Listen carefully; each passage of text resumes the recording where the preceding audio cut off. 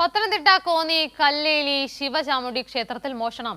തിടപ്പള്ളി പൊളിച്ച് അകത്തു കയറിയ മോഷ്ടാക്കൾ 22 സ്വർണ്ണത്താലിയും 5 സ്വർണ്ണപ്പൊട്ടും സ്വർണ്ണ ആൾരൂപങ്ങളും കവർന്നു. മോഷ്ടാവിന്റെ വീടിന്റേതെന്ന് കരുതുന്ന താക്കോൽ കൂട്ടവും സമീപത്തു നിന്നും ലഭിച്ചിട്ടുണ്ട്. വിവരങ്ങളുമായി സുജു ടി ബാബു കൂടി ചേരുന്നു. സുജു, ഈ മോഷ്ടാക്കളെ കുറിച്ച് വിവരങ്ങൾ എന്തെങ്കിലും ലഭിച്ചിട്ടുണ്ടോ? പോലീസിന്റെ അടക്കം പ്രാഥമിക നിഗമനം എങ്ങനെയാണ്? അത്തരം വിവരങ്ങൾ ഇപ്പോൾ ലഭ്യമായിട്ടില്ല. കോന്നി SIയുടെ നേതൃത്വത്തിലുള്ള സംഘവും അതുപോലെ ഡോസ്കോഡ ഫിംഗർ പ്രിന്റ് ഉദ്യോഗസ്ഥർ അടക്കം സ്ഥലത്തെത്തി പരിശോധന തുടരുകയാണ്. ഇന്ന് രാവിലെയാണ് ഈ മോഷണം ഇപ്പോൾ ശ്രദ്ധയിൽപ്പെട്ടിരിക്കുന്നത്. മോഷ്ടാവിന്റെ വീടിന്റെ കരുതുന്ന താക്കോൽ കൂട്ടവും സമീപത്തിൽ ലഭിച്ചിട്ടുണ്ട്. അതെല്ലാം അടിസ്ഥാനത്തിലാണ് ഇപ്പോൾ മോഷണം നടത്തുന്നത്.